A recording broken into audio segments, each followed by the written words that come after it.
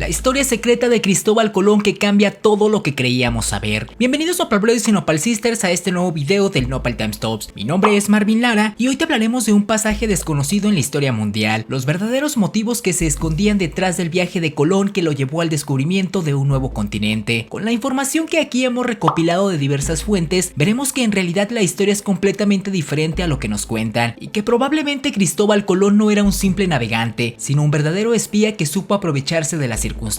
Pero ¿quieres saber a qué intereses obedecía Colón? Pues no te pierdas este video. Para la elaboración de este video nos basamos en el libro del autor portugués-estadounidense Manuel da Silva Rosa, Colón, la historia jamás contada. También el libro de Portugués Columbus, agente secreto del rey Juan II, de Mascarenas Barreto. La obra La lengua de Cristóbal Colón, del autor español Ramón Menéndez Pidal. Además de una entrevista realizada al escritor Juan Miguel Zunzunegui, quien defiende esta versión de la historia, y el texto de las capitulaciones de Santa Fe, que es el documento donde se recogen los acuerdos entre los reyes católicos y Colón, previos al primer viaje a América. Así que una vez aclarado lo anterior, ponte cómodo y agarra la botana que aquí comenzamos.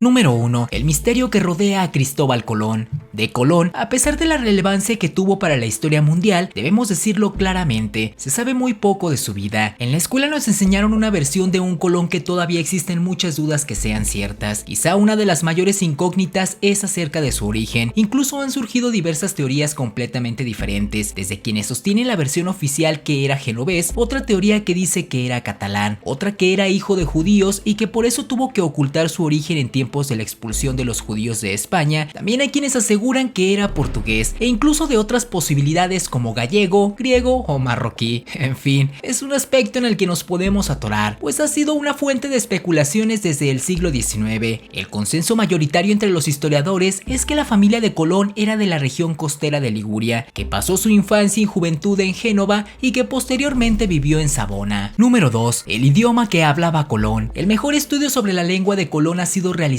por el historiador español Ramón Menéndez Pidal, donde después de analizar toda la evidencia existente, desde los testimonios hasta las cartas escritas por Colón, llegó a la conclusión de que su lengua materna era un dialecto genovés, el cual no era una lengua escrita. Descuidó tanto el italiano al punto que llegó a olvidarlo. Estuvo entre portugueses por 9 años, donde aprendió a hablar este idioma pero no a escribirlo. La primera lengua que aprendió a escribir fue el español, pero como aprendió el portugués antes que el español, su español no podía ser de otra manera más que aportuguesado, a tal punto que cuando tenía una duda sobre cómo se decía alguna palabra en español, recurría a decirla en portugués, pero el español que hablaba Colón era imperfecto y deficiente, como lo define el propio Menéndez Pidal. Esto ha hecho creer a muchos historiadores que el verdadero origen de Colón era el portugués, incluso hasta le ponen casa de nacimiento en la isla de Madeira y un origen noble como hijo del rey polaco Ladislao III. Número 3. ¿Por qué los reyes españoles pagaron los viajes de Colón? Antes de conocer los motivos secretos de Colón, es importante conocer el contexto del por qué supo aprovecharse y por qué de pronto se llegó a América. En el año 1454 los turcos otomanos tomaron la ciudad de Constantinopla, con lo cual controlaron la ruta de la seda que permite el contacto comercial con China y la India, pues no hay que olvidar que para esta época ya era ampliamente conocida las riquezas del lejano oriente. Los otomanos, al tomar Constantinopla, tomaron la decisión de cerrarle la ruta comercial a los portugueses y españoles, los cuales en esa época estaban integrados por diversos reinos, especialmente por el de Aragón y el de Castilla, y únicamente le permitían el paso a los reinos de Venecia y Génova. Los portugueses rápidamente encontraron una solución y, como eran grandes navegantes, exploraron la ruta por el sur rodeando África, llegando al sureste asiático en poco tiempo. Entonces los que se quedaron chiflando en la loma fueron los de Aragón, que de un día para otro enfrentaron una crisis de escasez de productos provenientes de Asia, pues no podían comerciar por el Mediterráneo y tampoco los portugueses les dieron acceso bordeando África. Y es en este contexto que aparece Colón con el proyecto de vamos a navegar por Occidente para darle la vuelta al mundo y llegar directamente a la India, y aunque parecía un poco descabellado, lo cierto es que no tenían otras opciones los reyes católicos, y es por esto que se deciden a aceptar. Número 4. ¿Colón ya sabía de la existencia de un nuevo continente? Antes de iniciar el viaje, Colón negoció con los reyes católicos y celebraron un contrato comercial, al cual se le conoce como las capitulaciones de Santa Santa Fe, y es aquí donde comienza el misterio, ya que entre las cláusulas del contrato hay una en especial que causa extrañeza, pues quedó establecido que los reyes le otorgarían a Colón el título vitalicio y hereditario de almirante de todas las islas y tierras firmes que Colón descubriese o conquistase por su mano o industria en las mares oceanas, y los títulos de virrey y gobernador de dichas tierras, que incluía el derecho de presentar a la corona una terna de candidatos para cada oficio de gobierno. Y aquí debemos reflexionar algo importante: si el acuerdo era para descubrir una nueva ruta para llegar a la India y China, que eran territorios ampliamente conocidos desde el auge del Imperio Romano, ¿por qué Colón quiso que se incluyera una cláusula donde le otorgasen títulos de almirante, virrey y gobernador de las tierras que descubriera o conquistara, cuando iba a llegar a tierras descubiertas varios cientos de años atrás? Esto hace pensar a historiadores como Manuel da Silva Rosa y Mascaresh Barreto que en realidad Colón ya sabía de la existencia de un nuevo mundo aún sin explorar y quiso sacar un acuerdo ventajoso donde los reyes católicos le reconocieran estos títulos, pues debemos saber que Cristóbal Colón no era un navegante novato, ya que estuvo 9 años al servicio de los portugueses y esto le permitió navegar hacia África, Escocia, Irlanda e incluso Islandia, por lo que no queda duda que quizá en uno de estos viajes haya conocido un poco más de Occidente. Otro dato interesante que muestra que no tenía planeado llegar a la India es que no llevó suficientes víveres como para un viaje que le iba a dar la vuelta al mundo. Entonces eso nos hace pensar que sabía que su viaje iba a ser más corto. El por qué la corona aceptó en el caso de Colón concederle títulos y cargos tan excepcionales es objeto de debate entre los historiadores. El rey Fernando 20 años después dio su versión del motivo: todo lo que ahora se puede descubrir es muy fácil de descubrir, y no mirando estando todos los que hablan en descubrir quieren tener fin a la capitulación que se hizo con el almirante Colón, y no piensan como entonces ninguna esperanza había de lo que había descubierto, ni se pensaba que aquello pudiese ser la merced que yo le hago. Es decir, Fernando justifica las concesiones a Colón por las bajas expectativas con las que se veía su proyecto. Número 5. Las consecuencias del viaje de Colón. Ya una vez firmadas las capitulaciones de Santa Fe, los reyes le pusieron 3 carabelas y tripulación bajo su disposición. Incluso cuenta la leyenda que la reina Isabel tuvo que vender sus joyas para poder costear este viaje. Colón inicia su viaje, que concluye con la llegada al Caribe americano el 12 de octubre de 1492. A su regreso a Europa, según la versión de Colón, los vientos no le permitieron arribar a territorio español y tuvo que atracar en Lisboa, donde curiosamente fue recibido el mismo día de su llegada por el rey de Portugal, a quien le dio todos los detalles y toda la información de lo sucedido, cosa que era un secreto de estado y molestó mucho a los reyes españoles, con quienes tuvo contacto por primera vez después del viaje en Barcelona. Los portugueses se movieron rápidamente para hacer las gestiones de que también habían llegado a estas nuevas tierras, y esto generó un conflicto diplomático entre España y Portugal, el cual terminó con las famosas bulas alejandrinas, con las que el Papa Alejandro VI otorgaría a Castilla y León el monopolio de las tierras descubiertas al oeste de cierto meridiano, y Portugal pudo reclamar las que se encontraban fuera de esta línea divisora, lo que les permitió colonizar el actual territorio de Brasil. Pero esto fue gracias a la información que les proporcionó Colón, y esto es algo que no debemos perder de vista. Número 6. Colón era un espía para los portugueses. Hablar de espías en la actualidad resulta algo bastante común, pero pensar en espías en los siglos XIV y XV pudiera resultar extraño, pero no es así. En realidad los espías han existido siempre. Estos historiadores, Manuel da Silva Rosa y Mascaresh Barreto, sostienen que Cristóbal Colón era un espía al servicio de la corona portuguesa, mandado intencionalmente con los reyes católicos. Y se preguntarán, ¿qué ganaba Portugal con este viaje de Colón? Lo más importante era distraer a los españoles para que no hagan la ruta hacia la India por África, donde los portugueses estaban haciendo negocio, y lo otro sería que los reyes de Castilla y Aragón financien un viaje hacia Occidente, y que al regresar Colón les contara primero a ellos el resultado de ese viaje. Entonces Portugal salía ganando por todos lados con esta expedición, porque ya sin mayor esfuerzo se hizo de un nuevo territorio gracias a esta estrategia. Según estos historiadores y el escritor Juan Manuel Zunzunegui, Colón nunca dejó de prestar servicio a la corona de Portugal, incluso le otorgan un origen noble, lo que viene a chocar con la versión oficial de que era un humilde genovés hijo de un tejedor. Y esto tiene sentido con lo que les narro a continuación. Cristóbal Colón se casó en Portugal con Felipa Moniz de Perestrello, una dama portuguesa, hija de Bartolomé Perestrello y de Isabel Moniz, ambas familias de ilustre linaje en Portugal, y ella es comendadora de la Orden de Santiago. Por esta razón no podría ser plebeyo, porque en aquel entonces no estaba permitido permitido el matrimonio entre nobles y plebeyos, y tampoco se podía casar sin la autorización del rey Juan II de Portugal, quien dio la autorización y el matrimonio se celebró hacia el año 1479, lo que demuestra que Colón tenía acceso a la corte del rey de Portugal. Número 7. Los pleitos colombinos. Con el tiempo la relación de los reyes católicos con Cristóbal Colón se fue desgastando, en una parte porque se sentían atados por los acuerdos de las capitulaciones de Santa Fe que habían acordado, lo cual chocaba con sus intereses de la minota de oro que habían encontrado, y por otro lado, por el fracaso de Colón en colonizar las nuevas tierras y no haber encontrado las grandes riquezas que se esperaban, lo cual provocó descontento entre muchos españoles que regresaron a la península ibérica y lo denunciaron ante los reyes por el mal gobierno. Los reyes nombraron a Francisco de Bobadilla nuevo gobernador para la Española, despojando a Colón del cargo. A su llegada a la isla, Bobadilla detuvo a Colón y a sus hermanos y los embarcó presos hacia España. Luego la corona empezó a otorgar a otros exploradores permisos para ir a descubrir nuevas tierras a las Indias. Se acogieron para ello a un punto que había quedado ambiguo en las capitulaciones de Santa Fe, si el monopolio de Colón se extendería o no a toda tierra que descubriese en el futuro. Luego de la muerte de Cristóbal Colón en 1506, su hijo Diego Colón emprendió un largo pleito contra la corona para recuperar los derechos que sentían les habían pisoteado al despojarlos del gobierno de la Española. A esta etapa los historiadores la han llamado los pleitos colombinos. Los fiscales de la corona inicialmente concentraron su defensa en negar valor contractual a los documentos otorgados a Colón, pero en 1535 le dieron un giro a la estrategia y ahora el fiscal se centró en demostrar que Colón había incumplido dicho contrato porque los auténticos descubridores de las Indias habían sido en realidad Martín Alonso Pinzón y sus hermanos. La parte principal del pleito terminó en 1536 con un arbitraje. A los herederos de Colón se les reconoció el título de almirante, así como el ducado de Baragua en la región del Darién en Panamá y la gobernación de Jamaica. Sin embargo, no le reconocieron los títulos de virrey ni de gobernador. Los pleitos judiciales continuaron entre diferentes ramas de la familia de Colón, que se resolvieron hasta finales del siglo XVIII.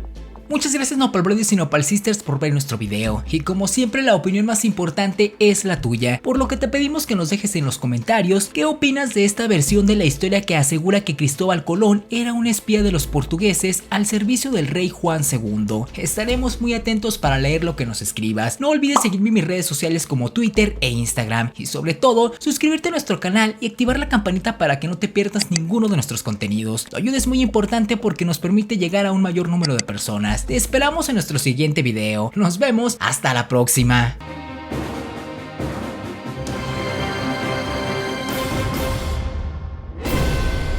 El manicomio del porfiriato que la historia mexicana pretende olvidar. Bienvenidos Nopal Brothers y Nopal Sisters a este nuevo video del Nopal Time Stops. Mi nombre es Marvin Lara y hoy te hablaremos del impresionante manicomio construido por Porfirio Díaz, el cual se convirtió en un infierno para todos los que estuvieron ahí internados y que por culpa de las infames historias que ocurrieron en su interior lo mandaron destruir para que con el tiempo todos se olvidaran de su existencia. Sin embargo, existe suficiente evidencia para darla a conocer a todos ustedes y que así no se pierda uno de los capítulos más oscuros que ha vivido nuestro